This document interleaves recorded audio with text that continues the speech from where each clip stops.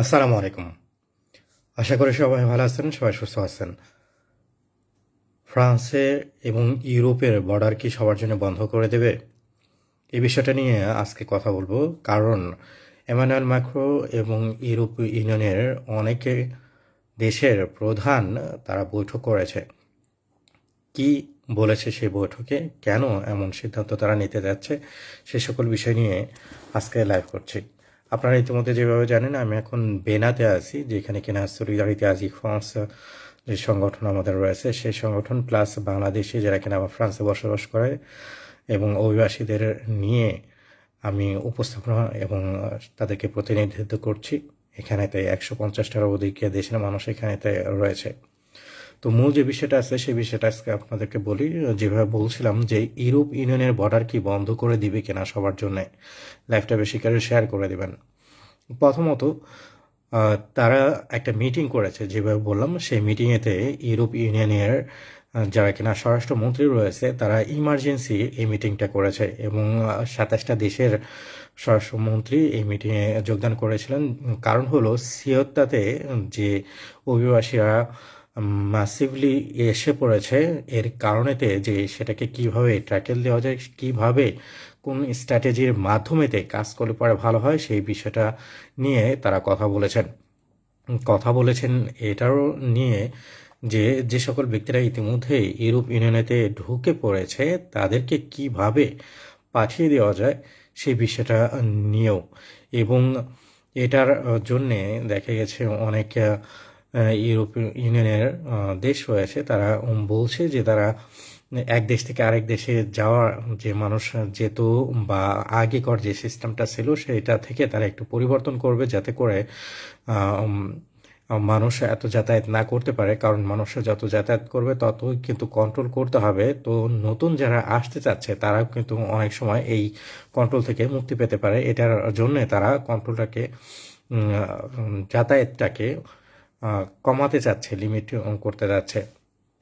এবং তার পরবর্তীতে যে জিনিসটা নিয়ে তারা কথা বলেছেন সেটা হলো সেঙ্গেন স্পেস, সেঙ্গেন যেটা রয়েছে সেটার প্রেশারের মধ্যে তারা দেখতে পাচ্ছে। এবং তারা বলেছেন যে স্পেস সেঙ্গেনের যে বর্ডারগুলো রয়েছে সেটা টোটালি তারা বন্ধ করে দেবে না, কিন্তু তারা অনেকটাই কমিয়ে আনবে, যাতে করে মানুষ অনিয়মিত ব্যক্তি যারা রয়েছে এবং সিয়াত্তা থেকে যারা কেনা এসেছে তারা যাতে না ঢুকতে পারে, তাদেরকে যাতে নিয়ন্ত্রণ করতে পারে, সেই জিনিসটা তারা উল্লেখ করেছেন।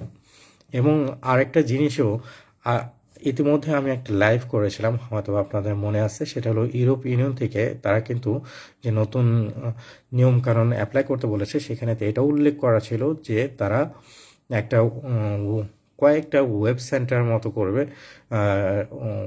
যাতে করে যে সকল ব্যক্তিদের অনিয়মিত রয়েছে যাতে করে সেই সকল ব্যক্তিদেরকে অন্য দেশে পাঠাতে পারে, যে দেশে ওয়েবটা বানানো হয়েছে, ওয়েব বলতে বিশাল বড় সেন্টার বানানো হয়েছে যেখানে কিনা তাদেরকে রাখতে পারবে, সেখানে যেতে পাঠিয়ে দেওয়া হয়।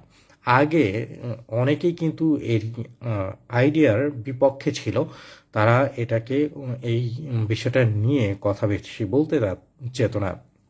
কিন্তু নতুন যে ইমিগ্রেশনের একটা মুভমেন্ট শুরু হয়ে গেছে, সেই মুভমেন্টের কারণেতে যে সকল দেশ আগে নারাজ ছিল তারাও কিন্তু এখন দেখা যাচ্ছে একটু ওটার দিকে ঝোঁক দিচ্ছে। তার মানে হলো ওয়েব সেন্টারটা বানানোর অনেকেই পরিকল্পনা করছে, যাতে করে অভিবাসীদেরকে দ্রুত যাতে করে তাদের দেশে পাঠিয়ে দিতে পারে সেইটার কারণেতে। আরেকটা জিনিসও রয়েছে যেটাতে দেখা গিয়েছে ইউরোপ ইউনিয়নের যারা কিনা এমপি রয়েছে বা মন্ত্রী রয়েছে তারা দ্বিমত পোষণ করেছে কয়েকটা পয়েন্টেতে। প্রথমত যদি কিনা দেখা যেয়ে থাকে যে ইটালিকেই ধরি সাধারণত, তারা বলছে যে তারা চাচ্ছে যাতে করে বেশি কড়াকড়ি করে উদ্যোগ নেওয়া হয়, যাতে করে কোনো ধরনের অনিয়মিত যারা রয়েছে বা নতুন যারা আসতে চাচ্ছে তারা যাতে না ঢুকতে পারে, এটা তারা ওপেনলি বলছে এই ধরনের বিষয়টা। আরেকটাও রয়েছে যে ইউরোপ ইউনিয়ন থেকে তারা কোঅর্ডিনেট করে তারা যাতে করে একটা উত্তর দিয়ে দেয় যে নতুন যারা কিনা সিওতিতে এসেছে তাদের বিষয়টা নিয়ে, এবং যাতে করে যে কোনো ধরনের এমন কোনো সিদ্ধান্ত না নেওয়া, যেটা সিদ্ধান্ত নিলে পরে স্পেস সেঙ্গেন যেটা রয়েছে সেইখানেতে প্রভাব পড়তে পারে, সেইখানের ডিসিশনগুলোতে অনেক দুর্বল হতে পারে, এরকম যাতে না করা হয় বা না চিন্তা ভাবনা করা হয়, এমনটাই উল্লেখ করা হয়েছে। আরেকটা জিনিস রয়েছে যে নতুন করে আবার অভিবাসীদের নিয়ে কথা বলা হচ্ছে সিওতেতে, যে প্রায় 60,000-এরও অধিক মানুষ ঢুকতে চেয়েছিল বা চেষ্টা করেছে বা ঢুকেছে, তাদের বিষয়টা নিয়ে, যে এই বিষয়টা নিয়ে তারা কি চিন্তা ভাবনা করছে সেটা, এবং তারা এটা মনে করছে যাতে করে স্পেনের যে বিশেষ করে বর্ডারটা রয়েছে, যেখানে কিনা আসার এতদিন সহজভাবেই আমি বলবো যে ঢুকতে পারতো, তার পরবর্তীতে কঠিন ছিল, কিন্তু এখন আরও কড়াকড়ি করে দেওয়ার পরিকল্পনা তারা করছে, যাতে করে প্রত্যেক দেশের যে সীমান্ত রয়েছে সেইখানেতে যাতে করে আরও বেশি কড়াকড়ি করতে পারে, সেটা হলো তাদের পরিকল্পনা। উদাহরণস্বরূপ আজকে বেনাতে, আমি বলছি যদি কিনা উদাহরণস্বরূপ দেখা যায় যে বেনাতে মানুষ আসা শুরু করে দিয়েছে, হাজার হাজার মানুষ, তো সেক্ষেত্রে দেখতে পারবেন বা দেখতে পারবো যে বেনাতেও কিন্তু নিয়ম পরিবর্তন করার পরিকল্পনা করছে, বিশেষ করে যারা কিনা অনিয়মিত রয়েছে তাদের ক্ষেত্রে এমনটা দেখা যেয়ে থাকে।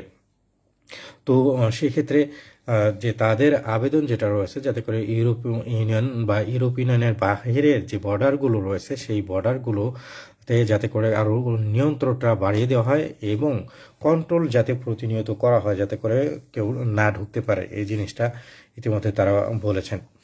আরেকটা জিনিসও যে দেখা গিয়েছে, নতুন যে বৈঠক করেছে মন্ত্রীরা, সেখানেতে এটা উল্লেখ করেছেন যে বিদেশিদের যদি কিনা ফ্রান্সের বা অন্য দেশেতে থাকার অনুমতি না থাকে, তো সেক্ষেত্রে তাদেরকে কিভাবে দেশে পাঠাতে পারবে সেই সিদ্ধান্তর মধ্যে রয়েছে, এবং এটা নিয়ে তারা দ্রুত এবং খুব শীঘ্রই তথ্য দিবে আশা করা যাচ্ছে, যাতে করে অভিবাসী যারা রয়েছে, অনিয়মিত যারা রয়েছে, তারা যাতে কোনো ধরনের কোনো চিন্তাতে না পড়ে। আর অবশ্যই যদি কিনা এই যারা কিনা অপেক্ষা করছে যে সলিদারিতে আজি ফ্রান্স কবে আসবে বা সলিদারিতে আজি ফ্রান্সের মেলার বিষয় নিয়ে, তো সেই ক্ষেত্রে সেইখানেতেও তাকে দিতে পারবেন, তার সাথে পরিচয় হবে এবং সাথে করে যেখানে কিনা এই ইভেন্টগুলো হচ্ছে সে সকল জায়গায় নিয়ে যাওয়া যাবে সম্ভব। এটা কোনো অসম্ভবের কোনো কিছু নেই। আমি তো আপনাদেরকে আগেই বলেছি সলিদারিতে আজি ফ্রান্স আপনাদেরকে প্রশিক্ষণ দিয়ে থাকে, যদি কিনা আপনারও কোনো ধরনের কোনো থিম থাকে, তো সেই থিমের উপরেতে এই পরিকল্পনাটা, দুঃখিত, এই পরিকল্পনাটা করা হয়ে থাকে। ঠিক আছে। এবং অনিয়মিত, বিশেষ করে অনিয়মিত যারা রয়েছে তারা কিন্তু, আবারও আমি বলছি, যদি কিনা আপনাদের প্রয়োজন না পড়ে তাহলে কিছুদিন, অল্প দিন হলে পরেও আপনারা রিস্ক নেবেন না, রিস্ক না নেওয়াটাই ভালো বলে মনে করা হচ্ছে। তো আর বেশি দীর্ঘায়ু করবো না আজকের লাইফটায়, এই ছিল হলো মূল বিষয়। আর একটা বিষয়, সবাই অবশ্যই আপনারা সতর্ক থাকবেন যাতে করে বাংলাদেশি যারা রয়েছে তাদের ইমেজ যেটা ফ্রান্সে রয়েছে সেটা যাতে না ক্ষুণ্ণ হয়। আশা করি আপনারা বুঝতে পেরেছেন। সবাই ভালো থাকবেন, সবাই সুস্থ থাকবেন, লাইফটা বেশি করে শেয়ার করে দেবেন। আসসালামু আলাইকুম।